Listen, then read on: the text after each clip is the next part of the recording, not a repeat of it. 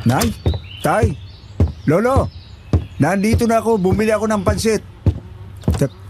Teka, anong nangyari? Bakit may dugo sa may pinto?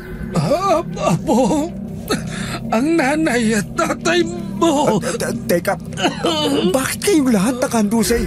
Nay, Tay, sino may gawa nito sa inyo? Sino?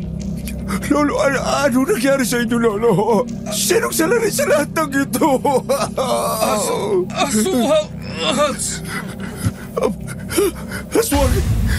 Aswang ang may gawa nito sa inyo, Lolo. Likod mo, Apo! Sa likod ko.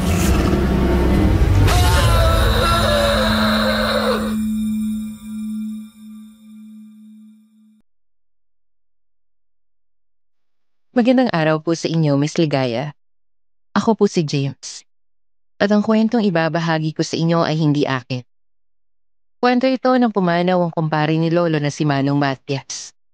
Noong nakaraang taon sa edad na 69. Noong nabubuhay pa siya, palagi na lang niyang panakot sa aming magpipinsan ang tungkol sa mga aswang. Mga laking bayan naman kami kaya hindi namin ito pinaniniwalaan. Madalas na tinatawanan lang namin o kaya naman ay ginagawang pang-asar sa iba pa naming pinsan na duwa. Akala ko din noong una ay nagbibiro lang siya. Not until 1 month na bago siya pumanaw sa isang general hospital. Kasama ako ni Lolo magbantay. Nakakapagsalita pa siya nung time na ito at kapag bored na kami sa ospital ay nagkukwentuhan kami. Dala na rin siguro nung alam niya na mamamaalam na siya. Kahit nanlalambot na siya ay nagawa pa rin niyang maikwento ang sarili niyang istorya simula nung mamatay ang kanyang buong pamilya. Kaya palagi niyang binabangkit ang tungkol sa mga aswang. Totoo pala ang mga ito at hindi lang basta gawa-gawa. Sila ang pumatay sa pamilya niya. Muntik na rin sana siya noon dahil nasa likod niya yung aswang. Kaso dumating yung tatay ni Lolo na itago na lang natin sa pangalang Manong Andres. Niligtas siya nito at ito rin nagsama sa kanya sa Quezon kung saan natuto siyang manggamot at gumawa ng pangontra sa aswang. At sa kwentong ibabahagi ko sa inyo, ang ipagtatapat ko po ay tungkol sa kung paano muntik nang talikuran ni Manong Matias ang paghahangad ng hustisya. At syempre malalaman niyo kung bakit sa pagpapatuloy ng kwento. Hindi na ako magpapatumpik-tumpik pa. Sisimulan ko na agad ang kwento noong dekada 80. 10 taon na ang nakalipas matapos pumanaw ang pamilya ni Manong Matias. Tahimik lang siyang nabubuhay sa Quezon kasama si Manong Andres at ang kanyang pamilya.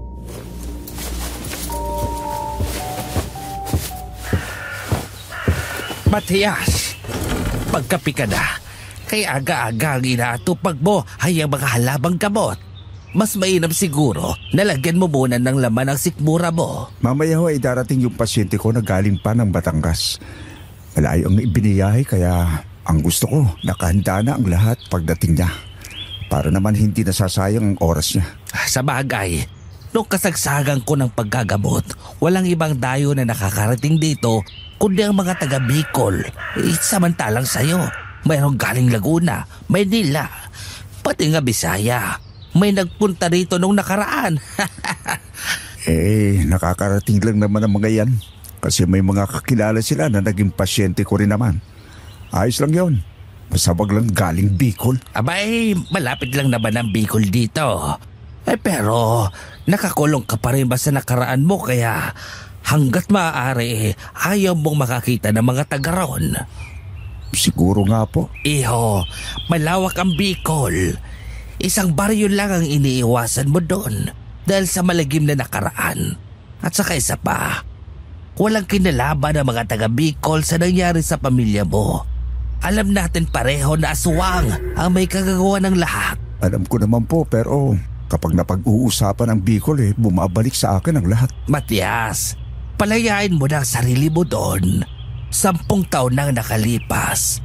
Matagal na silang nababahinga pero ang puso mo ay hindi pa rin nababahinga sa pagluluksa. Parehas lang tayong namatayan. Doon namatay ang aking asawa at mga kamag-anak pero tinanggap ko na lang. Kasi kung hindi, mahirap ang buhay. Tatay Andres, iba-iba naman tayo eh. Nagkataon lang na mas matagal akong maglusa kaysa sa'yo. Sayang ang mga alam mong pangontra laban sa malalakas na aswang. Alam mo naman dito sa atin, kung may aswang man ay sapat na ang bawang at asin. Pero iba sa Bicol, alam mo na yung pangontra mo lang ang tanging tatalam sa kanila. Ginawa ko yun para protektahan ang sarili ko at kayo. Kung sakali mang sumalakay ang mga aswang dito sa lugar natin. Tsaka di ko pa siya nasusubukan. Hindi ko alam kung gagana. Pero Matias, marami ka rin kamag-anak at kakilala sa Bicol. Talamak pa rin ang patayan doon. Dahil alam mo naman, sinakop na ng mga aswang ang baryong yon. Wala na bang magawa ang mga tao dahil nandoon ang kabuhayan nila. Mas kailangan ka doon. Saka wala pang hustisya ang pagkamatay ng pamilya mo. Hustisya? Matagal na akong tumigil sa paghahangad ng lintik na hustisya na yan. Hindi tao ang pumatay sa pamilya ko, kundi mga aswang. Huwag mo silang igaya sa mga tao na pwedeng makulong at magdusa habang buhay. Pag pinatay ko sila, tapos na. Anong klaseng prinsipyo yan, Matias? Sayang ang lahat ng meron ka kung sarili mo lang ang iniisip mo. Sinusubukan ko naman dati, di ba? Anong resulta? Pumalpak. Mas okay na huwag na lang magpakabayani. Wala rin na pang patutunguhan dyan eh. Parating na ho ang pasyente ko. Mas mabuti kung maiwan ninyo ako rito. Ikaw ang bahala, Matias. Walang mali sa sinasabi ko dahil yun ang dapat mong gawin kung talagang natuto ka.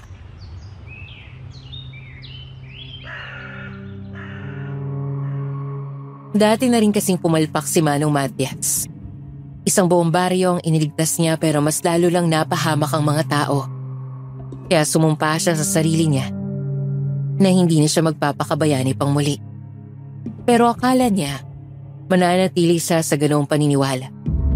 Pero nagbago yon nang dumating ang isang binata.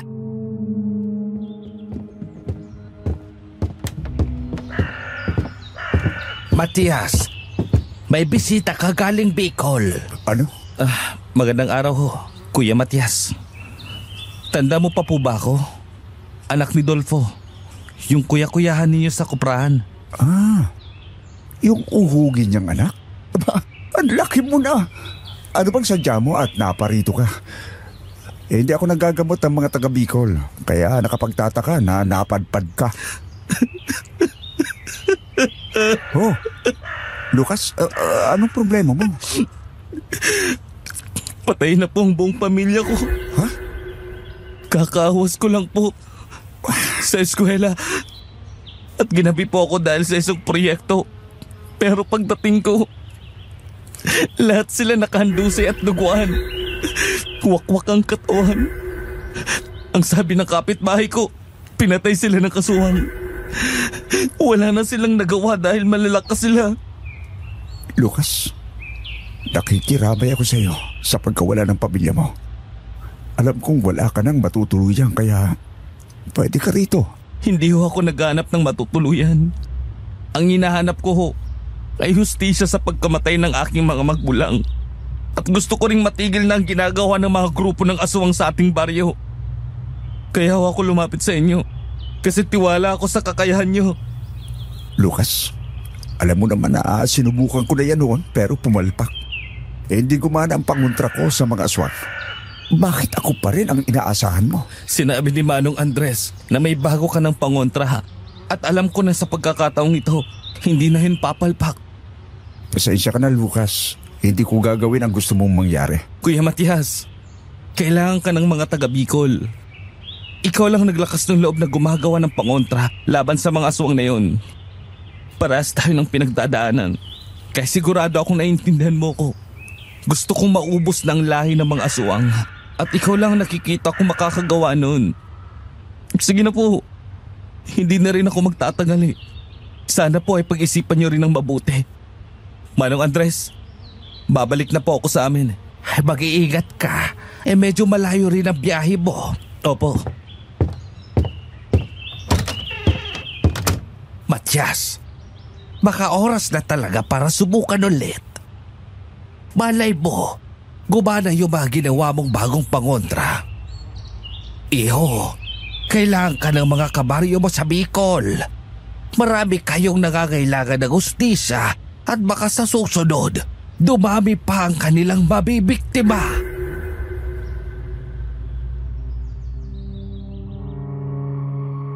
Hindi nagsalita si Manong Matias pero kinabukasan, naghanda siya pabalik sa Bicol. Napag-isip-isip kasi niya na kailangan na talagang ubusin ang mga aswang na yon.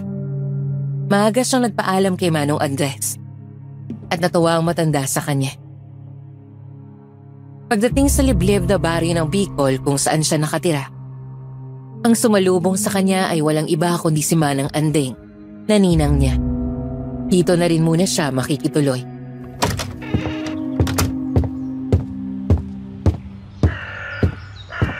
Oh, Matias, nagbalik ka na. Ang tagal mong hindi nakadalaw sa atin. O ano, gusto mo ba ng kape o tsaa? Maupo ka at ipagditimpla kita. Sige po. Ay, sige. Maupo ka dyan na at tatawagan ko lang si Amara para ipaghanda ka ng kape at kung anong pagkain. Ay, may katulong na po pala kayo ngayon, Ninang. Ay, madalas nang nirarayumang matanda eh. Hirap lang magkikikilos. Kaya kumuha na ako ng katulong. Teka lang, tatawagan ko siya. Amara, halika dito. Opo, papariyan na.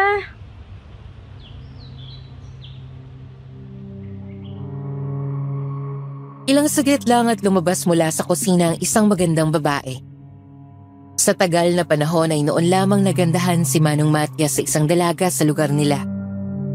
Magaganda ang mga Bicolana, pero ibang klase ang ganda ng isang ito. Maputi, matangkad, at napakaamo ng mukha. Para siyang nakakita ng anghel na bumaba sa lupa.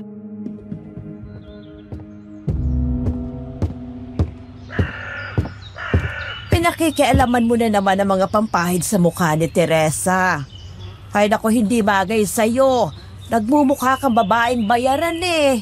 Ang amo-amo ng mukha mo. Pasensya naman ay pinahiram naman ako ni Teresa. May bisita tayo. Alam mo nang gagawin mo, ha? Parang ngayon ko lang siya nakita rito. Matias nga pala.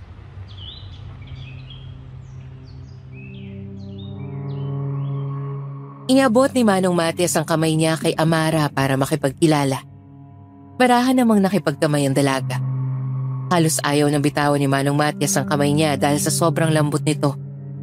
Nakaramdam naman ng kakaiba si Manang Ande, kaya siya na mismo ang nag-alis ng kamay ng dalaga mula sa kamay ng binata.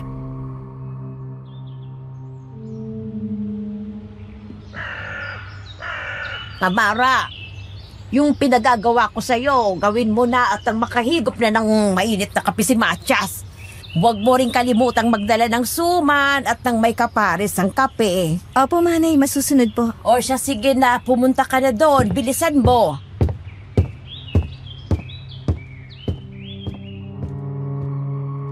Habang papalayo si Amara, ay sinundan pa ito ng tingin ni Manong Matias. Hindi pamilyar sa kanya ang babae na yon. Pero bukod sa maganda ito, ramdam din niya na madali itong makagaanan ng loob.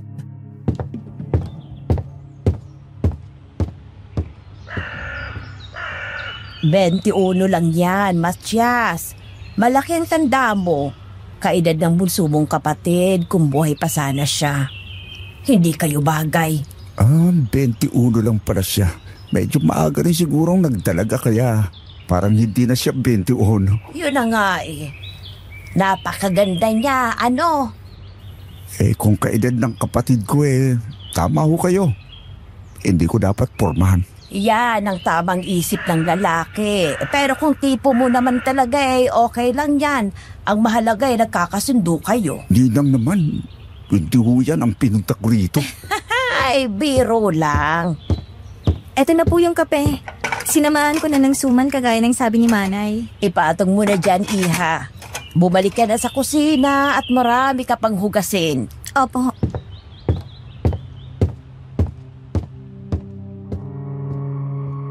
Nginitian pa ni Amara si Manong Matias kaya nakaramdam siya ng kilig. Kinagabihan, habang siya'y natutulog, isang masamang panaginip mula sa nakaraan ang gumambala sa kanya.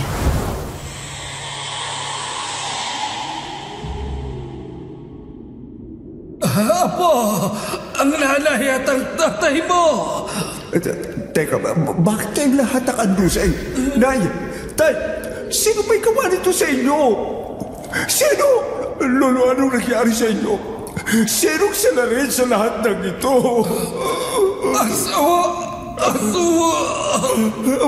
Aswang! Aswang ang may gawa nito sa inyo, Lo! Likod mo, Apo! Likod mo! Sa likod ko! Kuya Matias, gising! Gising! Ang mga magulang ko pati si Lolo, pinatay sila ng aswang. Pinatay sila ng aswang! Kuya! Teka, anong ginagawa mo rito sa kwarto ko? Inutusan ako ni Manay na dalhan ka ng unan. Kasi bigla niyang naalala na matigas yung unan na ginagamit mo. Tapos pagdating ko rito, nakita kita na umuungol at biglang sumigaw, nananaginip ka. Nakita ko na naman sa panaginip ang pagkamatay ng pamilya ko. At tama nga na bumalik ako rito. Kailangan ko silang ipaghiganti at ubusin ang lahi ng mga aswang para matigil ang ginagawa nila rito sa mga tao. Isa kang manunugis ng mga aswang? Hindi ako isang manunugis. Isa lang akong manggagamot. Oh, bakit ka tumatawa? Si Manay na nagsabi sa akin, hindi madaling labanan ng mga aswang dito. Kung susubukan mo, para ka lang nagsasayang ng panahon. Mabilis silang kumilos at magaling magtago.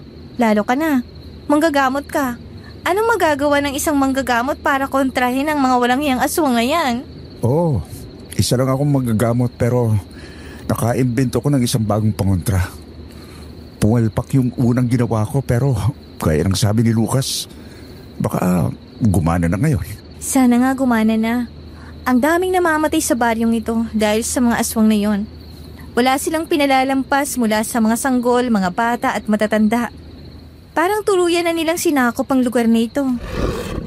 Kuya Matias, narinig mo ba yun? Anak ko, napag-usapan lang natin, lumabas na naman. Ako ang bahala. Dito ko lang. Kukuha lang ako ng pangontra. Ano, Mara? Kuya Matias, sa likod mo! Dahang-dahang inikot ni Manong Matias ang kanyang ulo at pagharap niya sa bintana. Tumambad sa kanya ang nakakatakot na itsura ng aswang. Abuhin ang kulay ng balat. Pula ang mga mata at ang mukha niya ay tulad ng saunggoy. May matalim na pangil at kuko. Higit sa lahat, napakataas. Amara, lumabas ka muna rito. Kukuha lang ako ng pangontra tapos papatayin ko ang aswang na yan. Kuya Matias, delikado! Dali na, lumabas ka na! Amara, huwag ka nang tumunga nga dyan! Lumabas ka na! Labas! Dali! Kuya! Magtiwala ka sa akin. Kaya ko to! Pahangos na lumabas ng kwarto si Amara, pero nakasili pa rin ito sa may pinto. Si Manong Matias naman, nangangatalang kamay na nagkalkal ng gamit. Hindi niya mapigilan ang galit na nararamdaman dahil muli ay nagtagpo ang landas nila ng aswang na pumatay sa pamilya niya. Ilang saglit lang, nahanap niya na ang maliit na sakong lagayan ng mga pangontra niya. Pero paglingon niya, ay wala na ang aswang.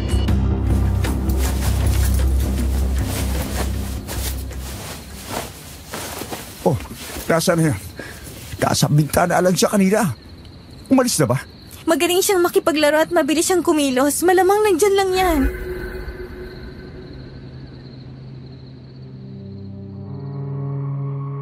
Napakamot na lang ng ulo si Manong Matias at nalilitong naghanap sa bawat sulok ng silid. Ilang saglit lang, may naramdaman siyang presensya sa likuran niya.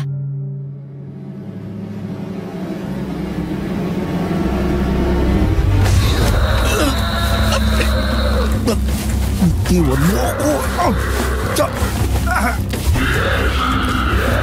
At bago pa siya makagalaw, naunahan na siya ng aswang at sinakal siya. Napakalakas ng aswang. Kahit anong pagpupumiglas ni Manong Matias ay di siya makawala. Hanggang sa di na niya makayanan, Dinukot niya ang maliit na karayom na nasa bulsa niya at tinusok yun sa aswang. Napahiyaw ito sa sakit, pero mas lalo pang hinigpitan ang pagkakasakal sa kanya. Ilang sandali lang. Nakita niyang tumayo si Amara at pinaghahampas ng babasaging paso ang aswang. Kaya nabitawan nito si Manong Matias na nagduduwal na dahil sa pagkakasakal. Mamamatay ka na! Ano ba yan? Bakit nakakailag? Amara, tama na! Baka masaktan ka niya! Ako ang bahala! May gagawin ako! Kuya, baka hindi natin kaya! Ako ang bahala! Kinuha ni Manong Matias ang pangontrang alak na may luya at ibinuhos sa sahig. Pati mga dingding ay sinabuyan din niya. Hindi na makapagtago ang aswang kay lumabas na ito. Hindi niya maiwasan ang alak na luya dahil nagkalat na ito sa paligid. Nahilo ang aswang at nagpaikot-ikot habang sumisigaw. Kuya, magaling nga yung pangontra mo! Mahina nga ang aswang. Madali na lang yan. Kinuha ni Manong Matias ang kanyang buntot pagi at pinaghampas ang aswang. Mas lalo itong napahiyaw ng matamaan pero ng mga sumunod na hagupit niya ay magaling itong umilag. Kahit medyo nanghihina na, ay pinilit itong tumalon sa bintana at nagtatakbo palayo.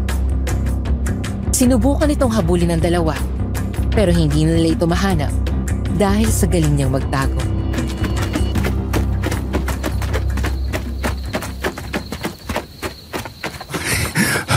Hindi pa sila ganyan kagaling dati. Hindi lang tumatanap ang bawang at asin pero kaya pa silang hulihin. Hindi kagaya ngayon na parang naglalaho sa bulak sa sobrang bilis kumilos. Organisadong grupo sila, Kuya Matias.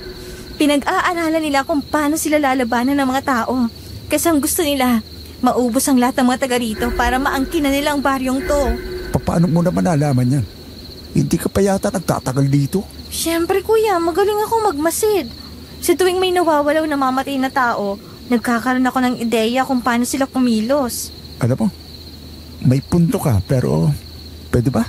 Huwag mo na akong tawagin kuya. 21 ka lang. Pero ang itsura mo ay parang magkaedad lang tayo. Hoy, mas matanda ka pa ni sa akin, no? Bakit? Tipo mo ba ako? Eh huwag kang mag-isip ng kung ano-ano dyan. Sabi ko lang na huwag mo akong tawagin kuya. Wala yung ibig sabihin.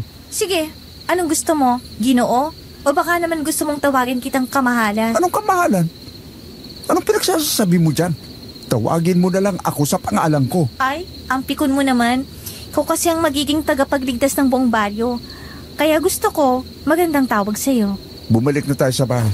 Wala na akong lakas para makipaglaban ulit sa mga aswang na baka biglang sumulpot dito. Sige, baka kasi bumulwak na yung regla mo. May regla ka yata eh. Tama na! Eto na, tatahimik na.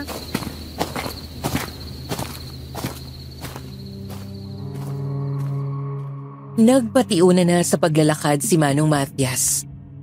Hindi pa rin tumigil sa kakadaldal si Amara at hindi naman siya pinapansin ng lalaki.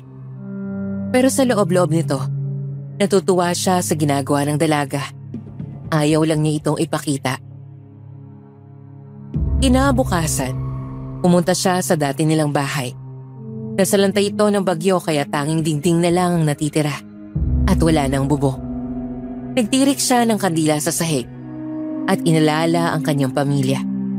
Hindi na niya maiwasang ibuhos ang kanyang emosyon.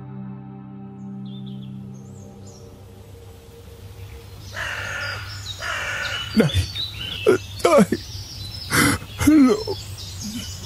Kung hindi ako umalis at sumama kay Tio sa pag-ani ng mga pidyak, baka nagawa ko kayong protektahan o kaya naman napatay ako kasama ninyo. Hindi ko na tiniis ang hirap maiwan ng mahal sa buhay. Sabi ko nga kay Manong Andres, dapat din na lang niya ako iniligtas para nakasama tayo. Kasi sa totoo lang, hindi lang kayo ang namatay nung araw na yon. Parang kasama ninyo na rin akong namatay. Kung namatay ka nung araw na yon, sinong magliligtas at uubos sa lahi ng mga kabaryo mo? Amara, anong ginagawa mo rito? Hindi mo naman alam na umalis ako. Eh di sinabi ni Manay, Tapos sabi niya, pupunta ka raw sa dati niyang bahay. Tapos tinanong ko kung saan yon. Tinuro niya ito. Tapos naman ako sa mga gawain ko kaya pinayagan niya akong gumala. Dinadasalan mo ang mga namatay mong pamilya? Matagal din akong hindi nakadalo dito. At naramdaman ko na naandito pa rin sila. Mas naging malapit yung presensya nila sa akin nang dito ko sila kausapin. Pakiramdam ko, naririnig talaga nila ang mga sinasabi ko. Alam mo, sabi nila, may dahilan ng lahat ng bagay. Kaya nagkataon na hindi mo sila kasama ng panahong yon. Dahil baka nakatakda kang maging tagapagligtas ng baryo. Amara, hindi ko rin alam kung paano gagawin yun. Masyado na nga malakas ang mga aswang ngayon. Magaling magtago at mabilis kumilos. Hindi ko alam kung magtatagumpay ako. Hindi tayo sigurado na ako magiging tagapagligtas ng baryong ito. Pero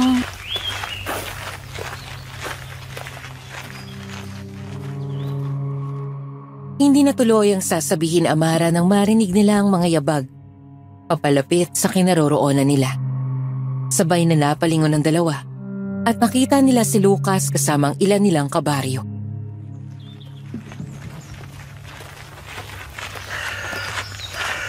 Kuya, dumating ka na pala. Salamat at nagdesisyon ka rin. Kahapon pa ako dumating dito. Naisip ko rin na hindi naman siguro masamang subukan. Teka, bakit ang dami mong kasama? Kuya, galing ako kina Manay Andeng at ang sabi niya, nandito ka raw.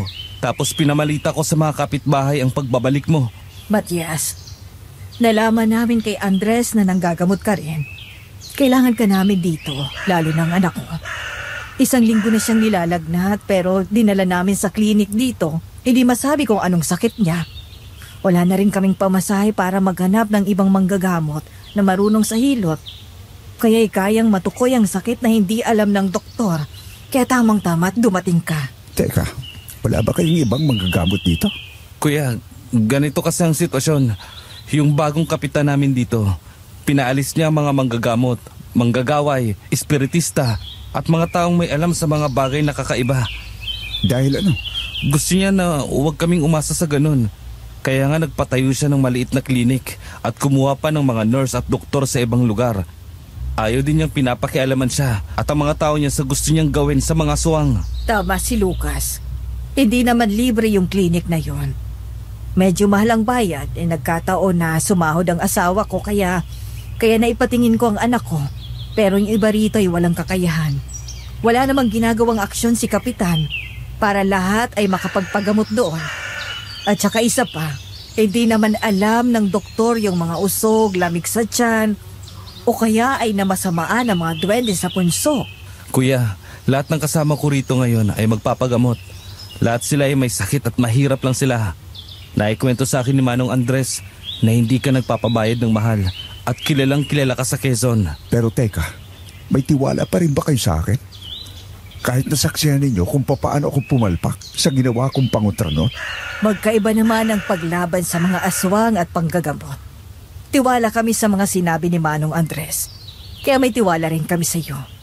Nag-usap din kami tungkol dito. Nagagawin lang nating lihim ang panggagamot mo at hindi makakaabot kay Kapitan. Tama si Manang Tonyang. Kasi dito na lang sa dati ninyong bahay gaganapin ang gamutan. Kasi medyo palob itong inyo. At hindi malalaman ni Kapitan na nandito kayo. Gagawin din namin ang lahat para maprotektahan ka mula kay Kapitan Matias. Sige, pumila na lang kayo at sisimulan ko na ang panggagamot ngayon. Mabuti na lang at nadala ko rito yung mga langis na panghilot. Yun! Maraming salamat, Kuya. Maraming salamat, Matias.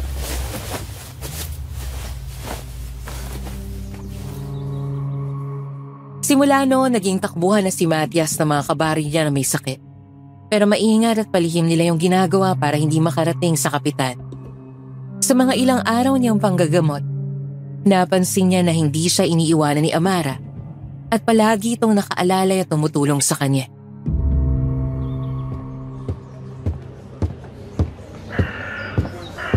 Amara, hindi ka ba napapagalitan ni Manay Andeng mo? Palagi ka na lang naandito. Kaya na namin ito ni Lucas. ano ka ba, Matias? Ayos lang.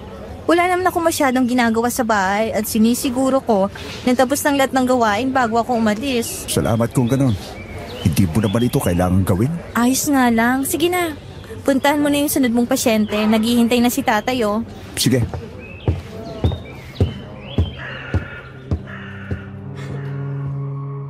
Agad na pinuntahan ni Manong Matias ang matandang lalaki na kanyang gagamutin. Tinanong niya kung anong nararamdaman at sa isang pulso lang ay alam na niya kung anong sakit nito.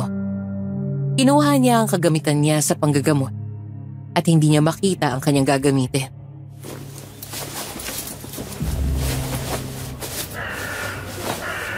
Lucas, nakita mo ba yung langis na may dayap? Kuya, nakalimutan niyo yata na ubos na yun kahapon pa. Sa dami na nagpagamot na may sipon at trangkaso. Ay, ubos na pala. Nawala sa isip ko. Hindi tuloy ako nakagawa kanina kasi akala ko ay may isang bote pa. Ay, teka Matias, ano bang sakit ni tatay?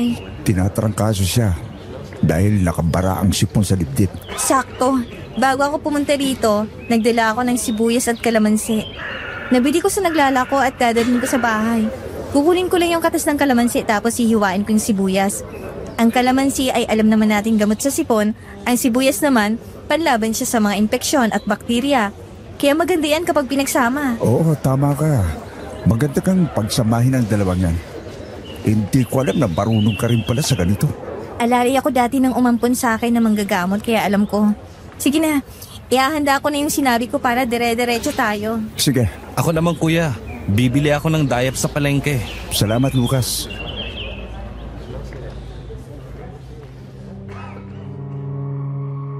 Sa bawat araw na nakakasama ni Manong Matias si Amara, hindi niya mapigilan ang sarili niya na mahulog ang loob nito. Nakikita niya kasi yung katangian na gusto niya sa babae, kagaya ng pagsama nito sa kanya sa panggagamot. Ng mga panahong yun, ay parang tahimik ang mga aswang. Kaya nag-focus na lang muli si Matias sa trabaho niya. At para maipakita ang pasasalamat sa dalaga, dinala niya ito sa isang sikat na kainan sa kanilang baryo. Isang gabi, pagkatapos ng gawain nila.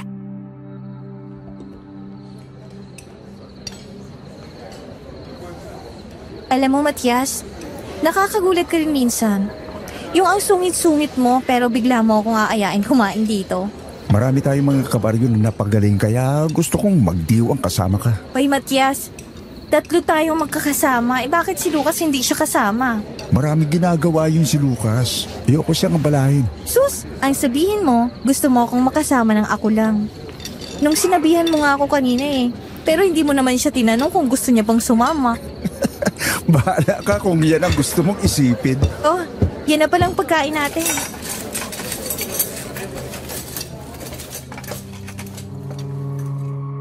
Napatitig si Manong Matias sa lalaking nagdala ng order nilang pagkain. Masyadong kakaiba ang aura nito. Maitim ang tulukap ng mga mata at mataling tumingin. Hindi talaga niya maiwasan na makaramdam ng pagtataka, kaya nang makaalis ito, ay nagtanong siya kay Amara.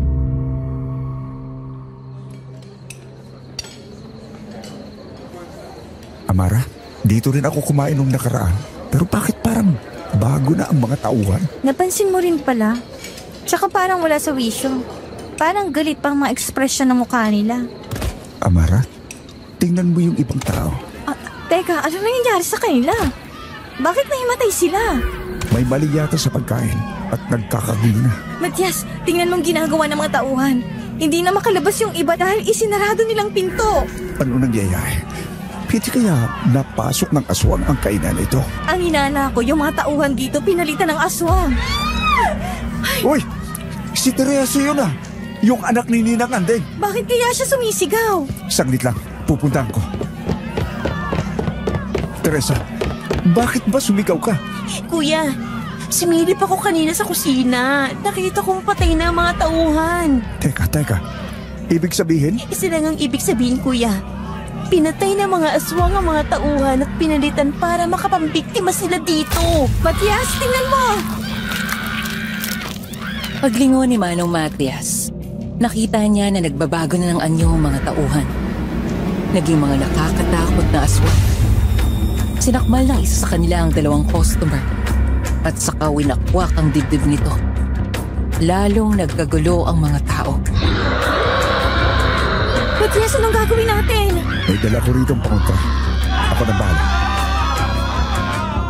Kinuha ni Manong Matias ang isang bote ng alak na may luya sa kanyang dalang bag.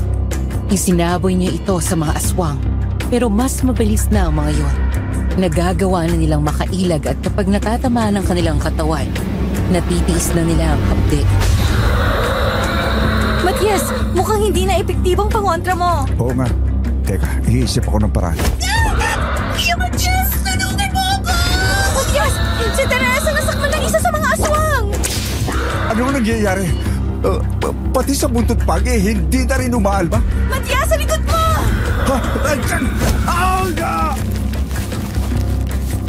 Sinakmal si Manong Matias ng aswang at pinagsasakal. Nakita rin niya sa sulok ng kanyang mata na kinakain na ng mga aswang ang ibang mga customer. At parang lilima na lang silang natitirang buhay na nagpipilit lumaban. Si Teresa naman ay pilit na binubuksan ng pinto at lumalaban sa mga aswang sa pamamagitan lang ng paghahampas niya sa mga ito ng daspan. Napansin din naman niya na nawawala si Amara.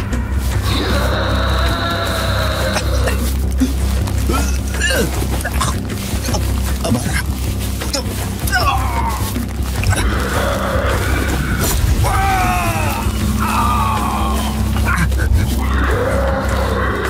Walang nagawa si Manong Matias nang sugatan ng aswang ang kanyang balikat gamit ang matatalim na kuko.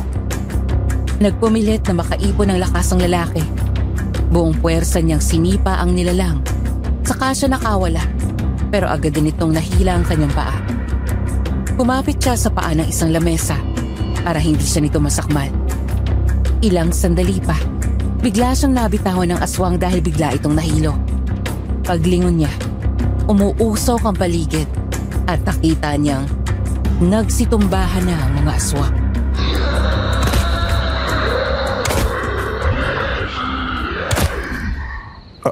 Anong nangyayari? Matias, umepekto yung ginawa ko. Ano bang ginawa mo? Nakita ko sa bag mo yung kamangyan tapos pumunta ako sa kusina ng kainang ito. At nagsiga ako ng apoy tapos sinunog ko siya at pinausok. Tingnan mo, nangihina at inaantok sila dito. Oo nga. Epektibo yung ginawa mo. Nabuksan ko na. Makakalabas na tayo. Yun, makakalabas na tayo, Matias. Tara na.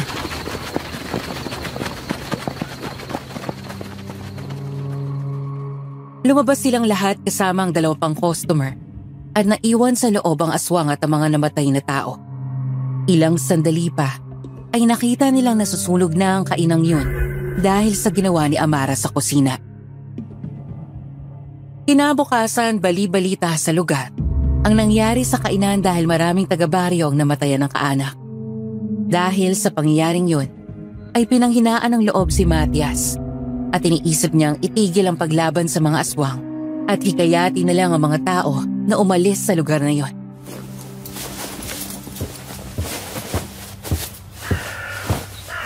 Matias, nasisiraan ka na ba ng ulo? Lahat ng pasyente natin sinabihan mo na umalis na rito? Amara, nakita mo naman hindi ba? Sobrang hirap labanan ang mga aswang. At kung hindi dahil sa ginawa mo, baka pati ako ay patay na rin ngayon. Kahit anong gawin ko, pumapalpak pa rin talaga ako. Kaya ititigil ko na lang. At para mailigtas ko ang aking mga kabaryo, gagawin ko ang lahat para mahikayat sila na umalis sa lugar na ito. Matias, hindi pag-aari ng aswang ang lugar na to. Sa inyo to. Kaya dapat ipaglaban yung karapatan nyo. Masaya ang mga residente dito at nandito ang kanilang kabuhayan. Dahil mataba ang lupa at magandang taniman. Amara, sabi nga nila, may mga bagay na kailangan mong isakripisyo para sa kaligtasan mo. Baka oras na para iwanan ng mga tao rito ang lahat na naandito at pumili ng mas ligtas na lugar na palayo sa aswang. Ewan ko, Matias. Basta ako, hindi ako susuko. Hindi pa ako nagtatagal sa lugar na to pero mahal ko na ito. Hindi ako aalis dahil lang sa mga aswang.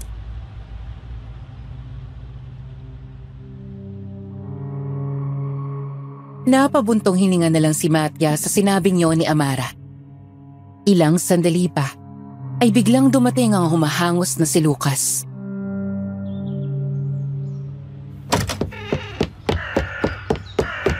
Lucas, bakit ka umahangos? Anong nangyari? Si Kapitan, Alam niya na kung nasan ka at nalaman niya ang ginagawa mo. Ano? Nandito na sila at kasama sila konsehal. Yun na sila. Matias, nagbalik ka na pala dito sa baryo natin pero ano itong nababalitaan ko? Pinaalis mo sa lugar na ito ang mga manggagamot. Nagtayo ka ng klinik pero hindi lahat ng residente ay kayang magpagamot dahil mahal ang bayan. Nang malaman nila na naandito ako at naging manggagamot ako, siya mismo ang kusang lumapit sa akin para magpagamot dahil kailangan nila. Gumagawa ng gulo rito ang mga manggagamot kaya pinaalis ko. Kung ano-anong ritual na walang kwenta at hindi makatotohanan ang ginagawa nila para palayasin ang mga aswang. At yung paraan nila sa panggagamot, gamit ang mga damo. At kung ano-anong dahon, hindi yung totoong nakagagaling sa mga may sakit. Ang mga manggagamot dito ay mga batikan sa pagkukunwari. Huwag mo kaming malitin. Lalo na at napatunayan namin na may sakit na hindi kayang malaman ng doktor. Pero papagaling namin. Kalokohan! Ang sabihin mo, binibilog ninyo ang ulo ng mga tao at siyang mga aswang na yan. Hindi yan totoo. Parte yan ang pagkukunwari ninyo na may kapangyarihan kayo na makita ang mga kakaibang bagay. Kapitan, mawalang galang na ho. Hindi ninyo yata alam ang nangyayari sa inyong baryo.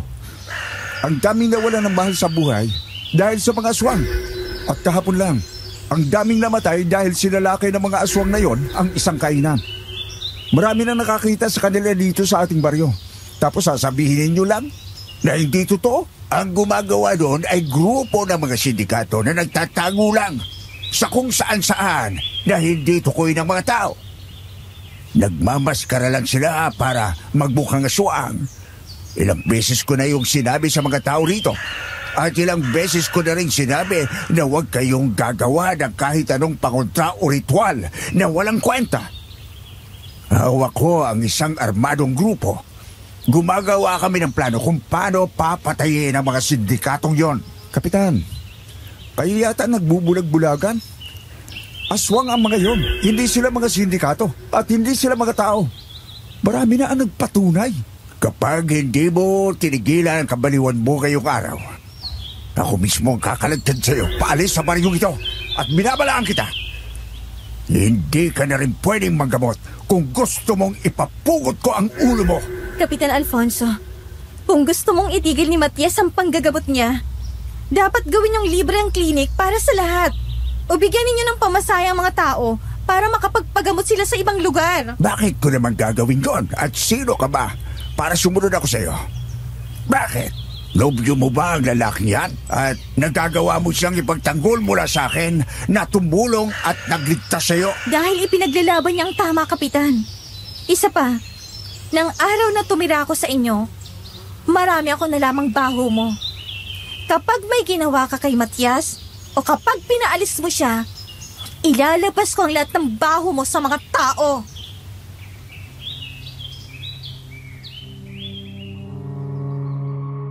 Hindi na nakapagsalita si Kapitan Alfonso dahil sa sinabing yon ni Amara. Padabog lang itong umalis kasama ang mga konsehal. Sa pagkakataong yun ay mas lalong nahulog ang loob ni Manong Matias kay Amara dahil sa pagtatanggol nito sa kanya. Nang wala na silang pasyente, inaya niya si Amara sa isang magandang ilog sa lugar nila.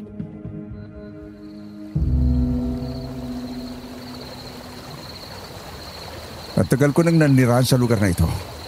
Pero parang hindi ko pa yata napupuntahan ang ilog na ito. Napakaganda. At sobrang presko ng hangin. Parang nawawala ang lahat ng bigat ng nararamdaman ko. Kaya dinala kita rito para sumaya ka naman. Ang daming nangyayari minsan. Kailangan mo ring huminga ng maayos. Tama ka. Minsan kailangan ko rin talaga yun. Ang ganda ng tubig dito parang pwedeng inumin.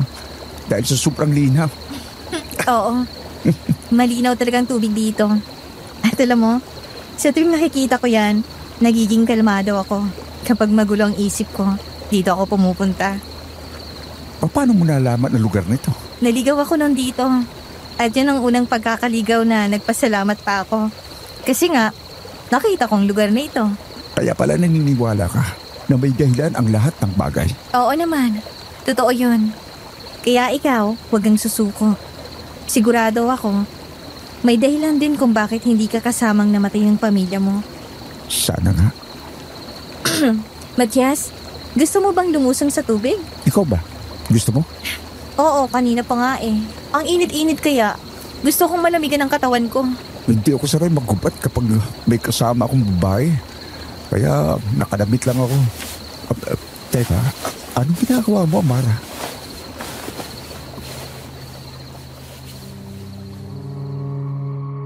Ganon na lang ang pagkagulat ni Manong Matias nang makita na nag-aalis ng blusa ang dalaga. Tinanggal din ito ang kanyang palda at ang naiwan lang ay ang suot niyang manipis na duster. Lumitaw ang kanyang malulusog na dibdib at lalong lumabas ang magandang hubog ng kanyang katawan. Biglang lumakas ang tibok ng puso ni Manong Matias at mas lalo siyang nakaramdam ng paghanga.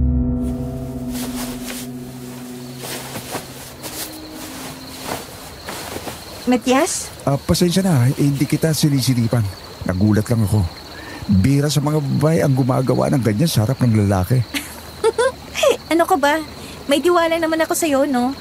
At alam ko na hindi ka kagaya ng ibang lalaki na kaya akong bastusin. Tara na! Talo na tayo! Pwede bang mauna ka na? Ano ka ba? Siyempre sabay tayo! Ama, anong ginagawa mo? Bitiwan mo ako. Tara kasi! Mas maarte ka pa kesa sa akin! Tara na! Amara, sandali lang!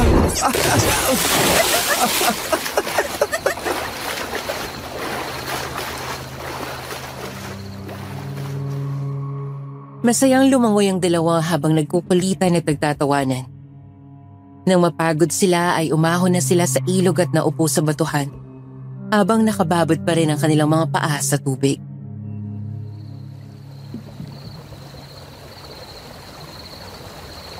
Amara? Ano yun, Matias? Bakit palagi mo akong tinutulungan at sinasamahan? Simple lang. Gusto ko ang mga mata mo. Anong meron sa mga mata ko? Parang ilog na ito. Mukhang mababaw, pero may parting malalim. Kalmado ako kapag kasama ka. Ikaw, anong nararamdaman mo kapag magkasama tayo? Naramdaman ko ulit yung saya. Na hindi ko naramdaman noong namatay yung buong pamilya ko. Nagawa ko yon. Nagawa kitang pasayahin. May kakaibang tubok yung puso ko kapag kasama kita. Hindi ko pa yan naramdaman sa ibang babae. Amara, bakit mo ko tinititigan ng ganyan? Parehas tayo ng nararamdaman, Matias.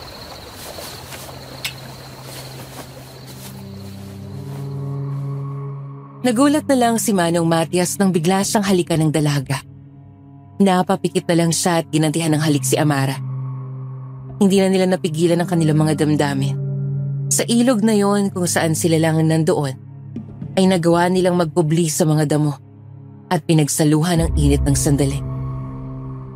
Nang matapos sila, ay naalala nila na may kailangan pa nga palang gawin si Amara sa bahay, kaya naisipan na nilang lumakad paalis sa lugar na yon.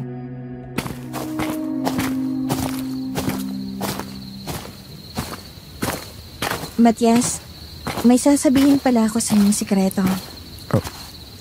Ano yun, Amara? Baka kasi isipin mo na pumapatol ka sa mas bata sa'yo. Kasi 21 ang alam mo na edad ko. Ang totoo kasi niyan, 29 na ako. Ha? Bakit nagsinungaling ka sa totoo mong edad? Kasi kapag alam nila na 29 na ako, alam mo nang iisipin ng mga tao na bakit wala pa akong asawa, wala pa akong pamilya, at bakit minsan gusto kong kumilos na parang bago pa lang akong nagdadalaga. Ngayon naiintindihan ko na. Bakit parang malamig ka pa rin sa akin? Para namang walang nangyari sa atin kanina at hindi mo sinabing may kakaibang tibok yung puso ko kapag kasama kita. Ano bang gusto mo? Halikan ulit kita ngayon? Huwag mo na akong ituring na iba ngayon, Matias. Lalo na ayoko na rin mawala ka sa akin, Amara.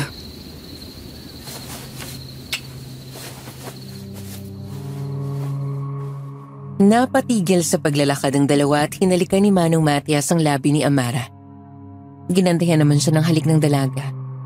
Pero natigilan sila nang may marinig silang malalim na ungol malapit sa kinaroroonan nila. Matias, naririnig mo ba yon? Amara, may aswang dito. May mga yapak. Matias! Amara, Matias! sa likod mo! Amara, tumago ka na. Ako nang bahala. Hindi mo nadala yung gamit mo. Wala tayong pangontra. Tumakbo na lang tayo. Ay, oo nga pala. Tara na. Magkahawak kamay na tumakbo ang dalawa pero hindi pa sila nakakalayo nang hilahin ng aswang ang buhok ni Amara. Pinilit namang alisin ni Manong Matias ang kamay ng aswang sa buhok nito. Ngunit natusok siya ng kuko ng nilalang kaya dumugo ang kanyang braso. Sinakal ng aswang ang kanyang leeg pagkatapos ay itinaas ang kanyang katawan at mapuwersang ibinagsak sa lupa. Matias! Amara, tumago ka na. Matias, hindi kita pwedeng hayaan. Ikaw na parang target ng aswang. Nakita ni Manong Matias na sinakmal ng aswang si Amara. Sobrang sakit pa rin ang katawan niya kaya naman nahirapan pa rin siyang bumangon. Pinilit pa rin niya para sa babaeng mahal niya at nakita niya ang isang bato. Buong lakas niya itong binato sa aswang. Napaalis ito sa ibabaw ni Amara at sa kanya humarap. Matias, wala kang laban sa kanya! Gagawin ko ang makakaya ko para malabanan siya. Matias! Magtago ka na, Amara! Magtago ka na! Kinuha ni Manong Matias ang isang matalim na kahoy sa damuhan at inihampas sa aswang. Magaling talaga itong umilag at napakabilis kaya hindi man lang mahagip ng binata ang katawan nito. Nang akmang itinapat na niya ang matalim na bahagi ng kahoy sa dibdib nito, nakatalo ng aswang at itinulak siya pabagsak sa lupa. Matias, tumayo ka! Amara, ang hirap talaga, hindi ko kaya. Tumakbo ka na. Lalapitan ka na naman ng aswang. Hindi! Alam ko na kung paano siya gumalaw. Susubukan kong lumaban. Kinuha ni Amara ang matalim na kahoy na ginamit niya at saktong lumapit sa kanyang aswang at naunahan niya itong saksakin sa balikat. Napahiyaw ito pero malakas pa rin kaya lumalaban pa din. Doon natuklasan ni Manong Matias na marunong pala makipaglaban si Amara. Sa pagkakataong yun, may naalala siya. May luya nga pala sa kanyang bulsa kaya kinuha niya ito. Tama. Nagpauna pala ako ng luya dahil dinuguya ako ito kapag biglang sumakit ang lalamunan ko. Kung umiepekto ang alak na may luya, baka sakaling gagana ito at susubukan kong gamitin yung inkantasyon ng ilang taong kong inaral. Mamamatay ka na! Amara! Ako na bahala! Alam ko kung ano ang gagawin ko! Matias! Itinaas ni Matias ang hawak niyang luya at pagkatapos, pumikit siya at pinilit na magkaroon ng malalim na konsentrasyon. Sa alap ng salita, palayasin ang dilim! Sa alap ng salita, palayasin ang dilim! Sa alap ng salita, palayasin ang dilim! Anong ginagawa mo? Ilang taon na ako nag-aaral ng inkantasyon at nung unang beses ko itong ginamit, hindi tumugma sa lason ng bulalakaw. At ngayon, susubukan ko naman sa luya dahil yun ang isa sa pangapangontra sa kanila. Matias, humarap sa'yo! Ako na bahala, Amara!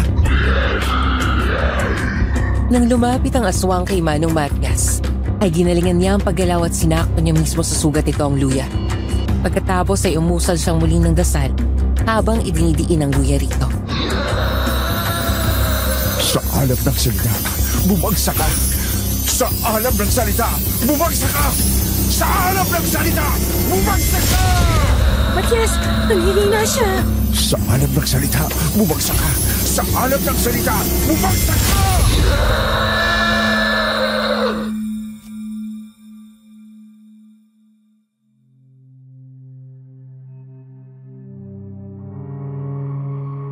Bumagsak ang aswang sa lupa at bigla itong nangisay.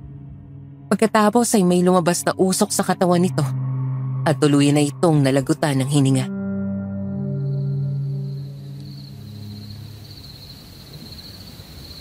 Matias, nagawa mo. Napatay mo ang aswang. Gumagana yung inkantasyon at tumutugma siya sa luya. Sa unang pagkakataon na gawa mo, napatay mo ang aswang at dahil dyan, dapat kitang bigyan ng mainit na yakap. Aray, Amara. Matias, teka, may sugat ka. Oo, nasugatan ako ng kuko ng aswang. Teka, Amara. Bakit mo tinitingnan ang sugat ko? Magandang dugo mo, Matias.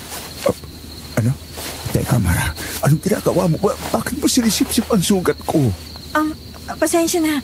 Ganun ang ginagawa sa sugat, di ba? Para maampat ang dugo. Hindi ko maintindihan, Amara. Umuwi na tayo. Kinaninan ko na lang gagamutin ang sugat ko. Sandali lang. Bebendahan ko nitong dala kong panyo para maampat ang pagdudugo.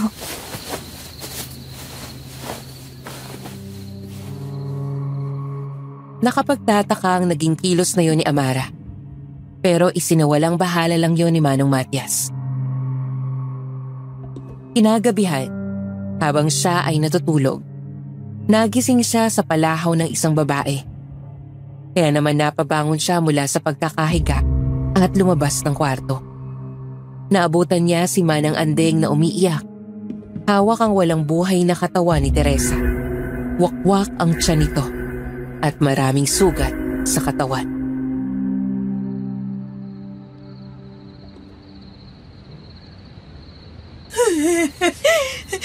Pinatay ng aswang ang anak ko. Bakit ang anak ko pa?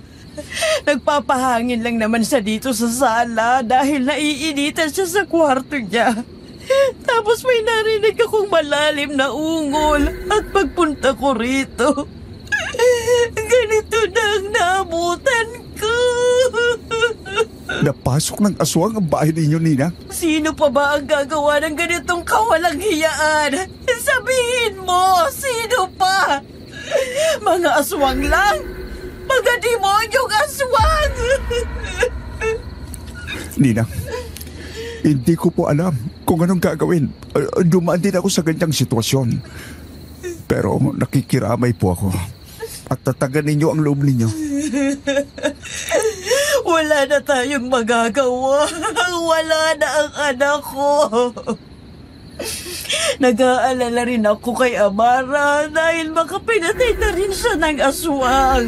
Kanina ko ba siya tinatawagan pero hindi niya sinasagot ang tawag ko. Ano?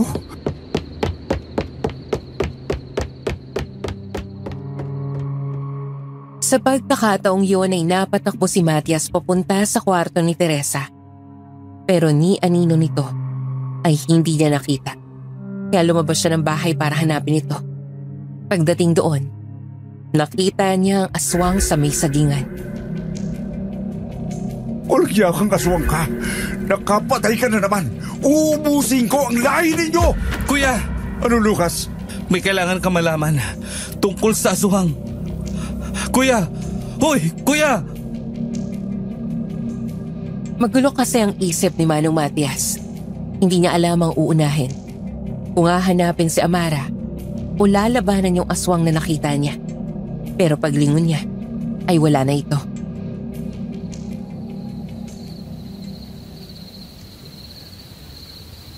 Kuya, ano ba? Kinakausap kita pero bakit parang nakatulala ka doon sa sagingan? At hindi mo ako iniintindi. Magulo ang utak ko. Hindi ko alam ang uunahin. Pinatay ng aswang si Teresa. At nawawala si Amara tapos yung aswang na andun. Pero nawala na. Kuya, mas importante itong kailangan mong malaman. Ano ba yun, Lucas? Diretsahin mo na ako. Habang nasa Nyugan ako, nakita ko si kapitan na nagtatago doon sa may damuhan at nagpalit anyo. Naging nakakatakot na aswang. Ano? Kuya, alam ko na. Kaya pinalis ni kapitan ang mga manggagamot na marunong sa aswang. At kaya nagkukunwari siyang hindi naniniwala sa mga ito. Dahil posible na siya ang pinuno nila. Ano? Pinaikot niya lang ang ulo ng mga tao. Pero ang totoo, siya ang may kagagawan ng lahat ng nangyayari dito. Posibleng tama ang sinasabi mo. Binamanipula niya tayong lahat. Pero ang totoo, ginagawa niya yun para masakop ng mga aswang ang buong baryo. Kuya, ilabas mo ng lahat ng kakayang mayroon ka. Ngayon nagkakaroon na tayo ng ideya kung sino ang pinuno. Mas madali na ang lumaban sa buong grupo. Hindi na tayo masyadong mangangapa. Oras na para gawin ko ang ritual na matagal ko nang pinag-aralan.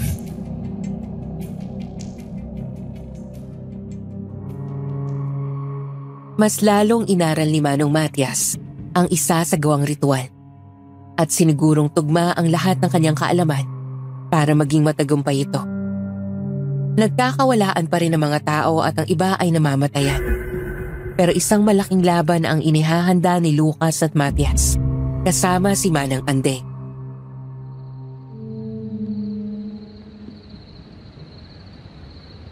Gagawin natin yon sa mismong araw ng piyesta. Sa gabi na ginaganap ang programa sa mga residente. Tama, dahil tuwing araw ng piyesta ay may malaking handaan at sayahan sa plaza. Siguradong kaya may ganong programa si Kapitan ay dahil may plano rin siya na lipulin na ang lahat ng tao dito sa baryo. Ang kailangan lang natin ay siguraduhin na lahat ng tao ay dadalo. Kasi meron akong hinala na ang iba sa mga aswang ay nakakasalamuha din natin. Ako nang bahala doon. Hindi alam ni Kapitan na kakampi mo ko. Ang sabi ko sa kanya, mamimigay ako ng bigas at pera sa mga pupunta. Pero kailangan tapusin muna ang programa. Salamat po, Ninang. Isa ka sa pinakamayaman sa baryo natin. Kaya maaasahan ka talaga sa ganito. Kuya, paano naman natin masisigurong ligtas ang mga inosenteng tao? Dahil sabi mo nga, mapapalitaw ng ritual na gagawin mo ang mga aswang. E paano kung bigla silang manakit? Hindi na sila makakapanakit. Dahil matapang ang usok na gagawin kong ritual. At kapag naamoy nila ito, katapusan na nila. Huwag kayong mag-alala. Napakalaki ng kawa na binili ko sa bayan at nakapaghanda na rin ang mga tao ko ng napakaraming panggatong para maging malaki din ang apoy. Tama. Kaya gagamitin din natin yung usok ng kamangyan para mahilo sila. Bukod pa doon sa nasa kawa. Kung ganon, handang-handa na pala ang lahat.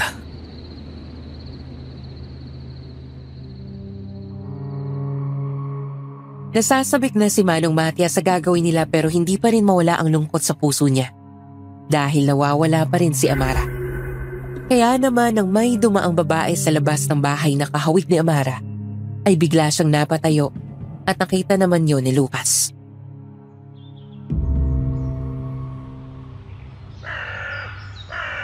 Kuya, hindi si Amara yun.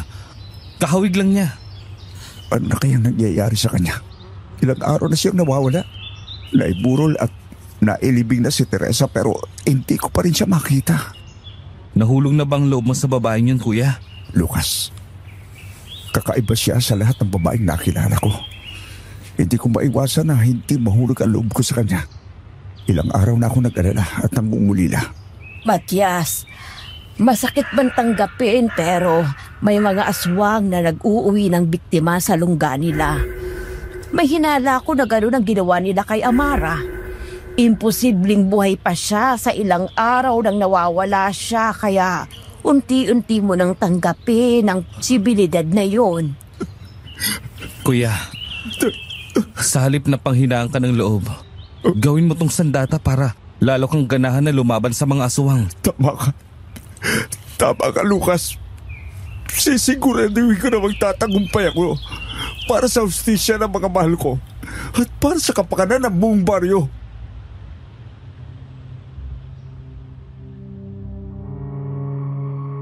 Kinabukasan na ang araw ng piyesta. Handang-handa na ang lahat. Walang ibang may alam sa plano ni Manong Matias kundi silang tatlo lang ni Lucas. Hinantay muna nila na magkaroon ng sayawan at inuman ng alak para masigurong lahat ay nasa bulwagan habang sila Lucas ay nasa likod. Nakatago sa truck ng sinakyan nila ang kawa at mga kahoy na gagamitin.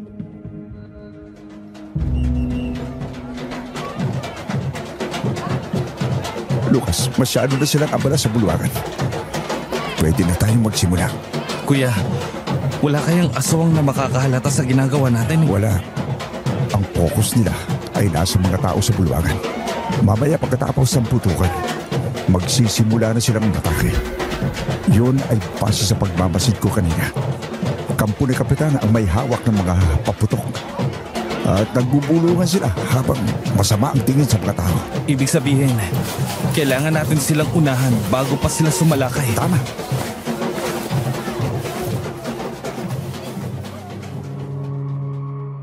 Inilabas na ni Lucas ang kawa at nagsindi naman ng apoy si Manong Matias sa mga panggatong. Nang mailagay na ang kawa sa napakalaking lutuan, ibinuhos na ang 4 na galong lana ng niyog sa kawa. Pagkatapos ay naglagay siya ng dinikdik na luya at paminta.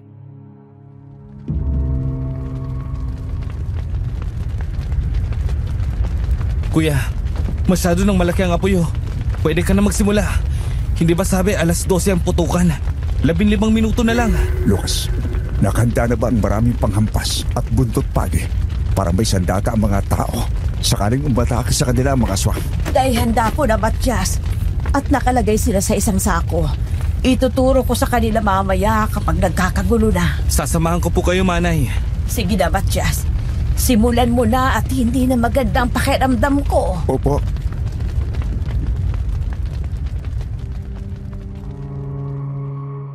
Pumikit sandali si Manong Matias para sa konsentrasyon at sinimulan na ang paghahalo. Paunti-unti ay umuusok na ang kawa kaya sinimulan na rin niya ang dasal habang naghahalo.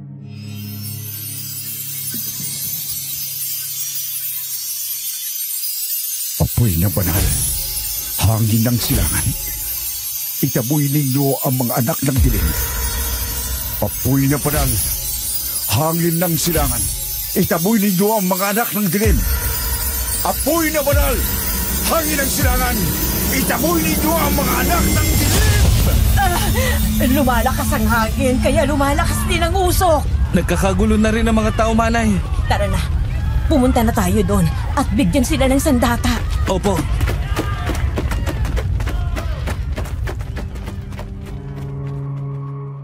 Nagmamadaling tumakbo ang dalawa habang si Manong Matias ay ipinagpatuloy lang ang ginagawa niya. Palakas ng palakas ang hangin habang lumalakas pa din ang kanyang boses. Punong-puno pa rin ang usok ang paligid. Ilang sandali pa at bumalik na si Lucas na halatang may ibabalita.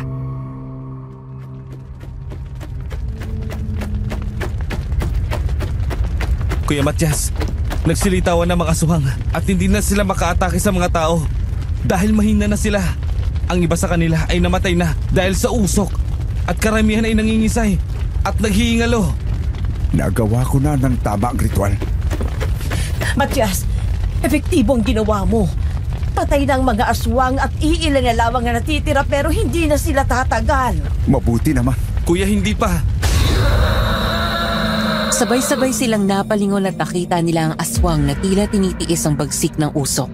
Lumapit ito sa kanila at sinakmal si Manang Andeng. Hinampas naman ito ng buntot pagi ni Lucas at di na nito kinaya kaya bumagsak ito sa lupa. Bigla na lang itong bumalik sa katawang tao. Walang iba kundi si Kapitan Alfonso. Walang iya ka. Kunwari ka pang walang alam sa mga aswang pero pinapaikot mo na ang mga tao para ano?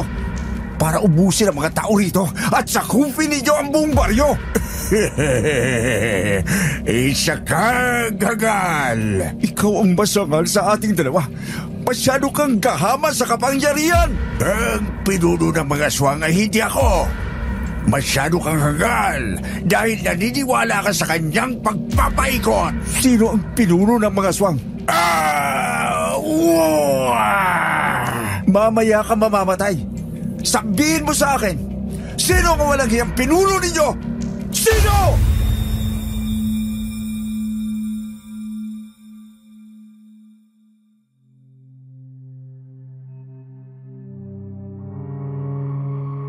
Tuluyan nang nangisay at pumanaw si Kapitan Alfonso. Hindi na nila nakuha ang sagot pero isang babae ang dumating.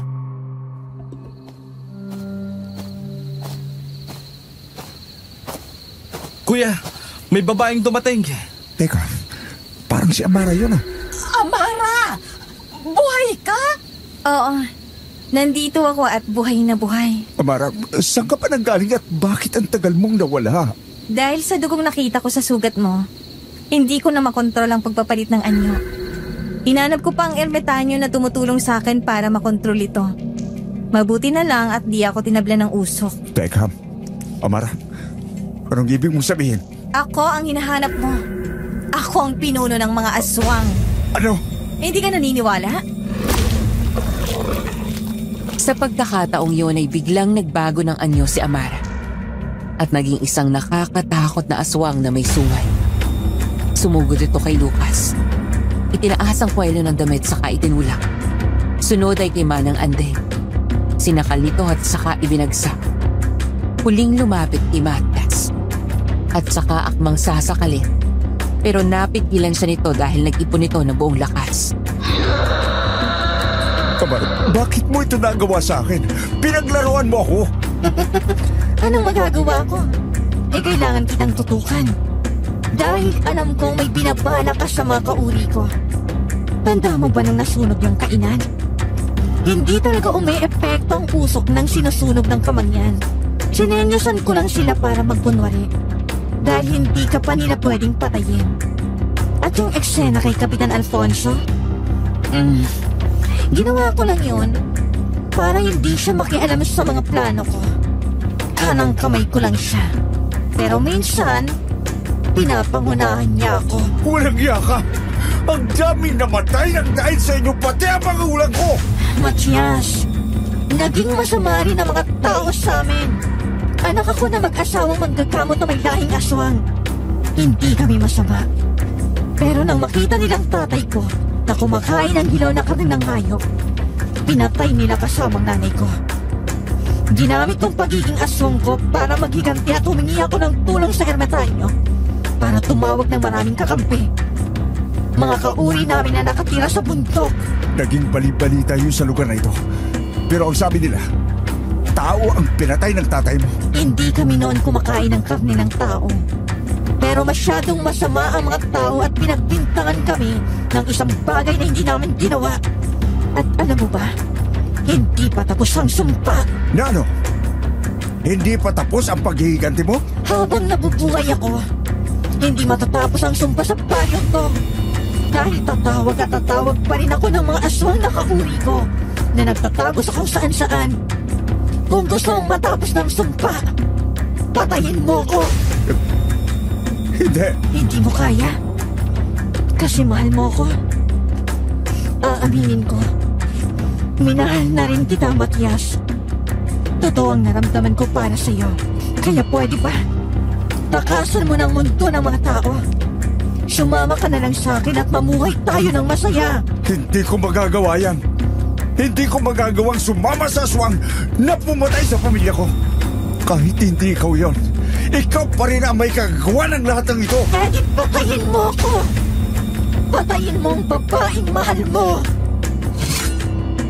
Dinukot ni Manong Matias ang isang patalim na hinasa habang binabanlawan ng pinagsama-samang niyog ng lana, langis at paminta na may ritual. Inihanda niya talaga yon para sa pinuno dahil alam niyang matitiis nito ang usok. Pero ang patalim na yon ay hindi. Hiningi pa kasi yon ni Manong Andres sa ermitanyong lumalaban sa mga aswang. Nang itatarak na niya yon sa dibdib, nangatala mga kamay niya at napaiyak siya. Hindi mo kaya? Sumama ka na lang sa akin, Matias. Hindi na matatapos ang gulo sa baryong ito. Kaya piliin mo na lang na maging masaya kasama ko at bumuo tayo ng pamilya. Kuya, huwag kang makinig sa babaeng yan. Pinatay niya ang pamilya natin. At pinatay niya ang anak kong si Teresa. Alam kong siya mismo ang pumatay sa kanya dahil bigla siyang nawala ng gabing yun. Lumakas ang loob ni Manong Matias. Itinutok niyang muli ang kutsilyo kay Amara at nanilisik ang mga matang tumingin dito. Matias, papatayin mo ang babaeng mahal mo? Nabuo ang damdamin yun dahil sa pagpapaikot mo sa akin. At hindi ko makakalimutan ang mga nangyaring trahedya, lalo na ang pagkapatay ng pamilya ko. Hindi ko isasakripisyo ang aking mga kabaryo at ang hustisya dahil lang sa nararamdaman ko.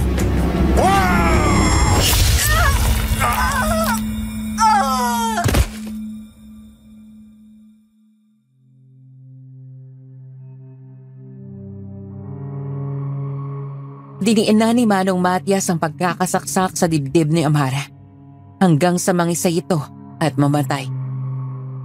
Inilagay nila ang katawan ng aswang sa kawa at saka niluto hanggang malusaw. Pagkatapos ay kanilang sinunog. Masakit kay Matias ang kanyang naging desisyon. Pero mas masakit kung kakalimutan niya kung ano ang kanyang ipinaglalaban.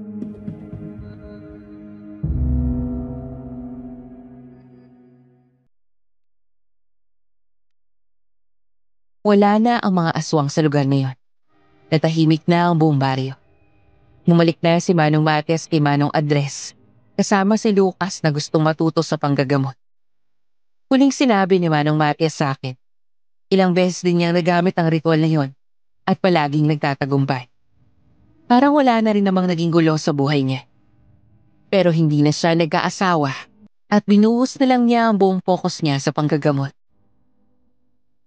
Sa kwento niya, ang naisip ko lang ay sa ilang beses na pagkakamali ni Manong Matias, nakuha niya rin ang pinakatamang paraan hanggang sa tuluyang magtagumpay. Kung mapapansin niyo, hindi niya ginamit ang chant niya sa incantation dahil nagdududa pa rin siya sa kakayahan niya. Pero nang subukan niya ay gumana. Parang sa buhay, minsan alam natin na kaya natin pero mas napapangunahan tayo ng takot na baka magkamali tayo. Ilang beses man tayong pumalpak, pero kapag nagpatuloy pa rin tayo, maaabot din natin ang mga pangarap na gusto natin. Hanggang dito na lang po ang aking kwento. At maraming salamat po. Lubos na gumagalang. James.